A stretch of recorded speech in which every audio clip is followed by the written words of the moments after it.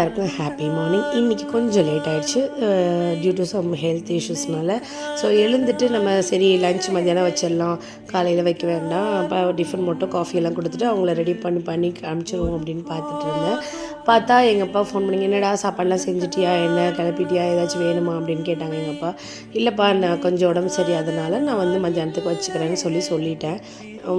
எங்கள் அப்பா என் சிஸ்டருக்கு ஃபோன் பண்ணி சொல்லியிருப்பாங்க போல். அவள் எனக்கு ஃபோன் பண்ணி என்ன லன்ச் இல்லை அப்படின்னா, நான் பையனுக்கு செஞ்சுருக்கேன்ல, நீ வந்து இங்கே எடுத்துகிட்டு போ 2 பசங்களுக்கும் அப்படின்னு சொன்னால்.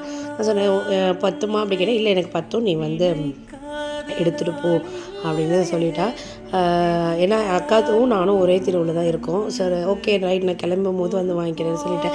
இருந்தாலும் பசங்களுக்கான டிஃபன் கொடுக்கணுமேனு சொல்லிட்டு அம்மா நேற்று மாவு வந்து ஆட்டி கொடுத்து வந்தாங்க. சரி அது தோசைக்கு வந்து இட்லி மாவை வந்து கொஞ்சம் தோசைக்கு கரைச்சிட்டு தோசையும் ஊற்றி கொடுத்துடலாம். என் பையனுக்கு பொதுவாக வந்து மார்னிங்கும் நைட்டும் வந்து பசும்பாலில் தேன் கலந்து கொடுப்பேன். ஸோ அவனுக்கு அதை கொடுத்துட்டு நான் என் பாப்பாவை மட்டும் இன்றைக்கி வந்து ஃபில்டர் காஃபி வந்து போட்டு குடிச்சிட்டோம். அதனால் முடிச்சாச்சா. அதுக்கப்புறம் வந்து சரி ஓகே நீங்கள் கிளம்பிக்கிட்டே இருங்க, நான் போய் இதை எடுத்துகிட்டு வரேன் அப்படின்னா எங்கள் அக்கா பையன் சாப்பிட்டு உட்காந்துட்ருக்கோம். அவ்வளோ நேரத்துக்கும் 8 மணிக்கு நான் போகும்போதும் எங்கள் அக்கா வந்து சாப்பாடு ப்ரிப்பேர் பண்ணி தான் அவங்க பசங்களெல்லாம் ஸ்கூலில் போய் விட்டுட்டு வந்தாச்சு.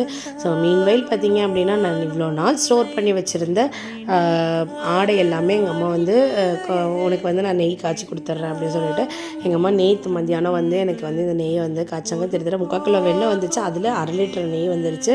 ஸோ நான் வந்து பார்த்திங்கன்னா இவ்வளோ நெய் வந்ததில் நான் பாதி எங்கள் அக்கா பாதி எடுத்துக்கலாமே அப்படின்னு சொல்லிட்டு சரி எங்கள் அம்மா காய்ச்சி வச்சதெல்லாம் இருந்துச்சு. நிஜமாகவே இந்த நெய் செம்ம கமன்னு வாசம் வந்துருச்சுங்க.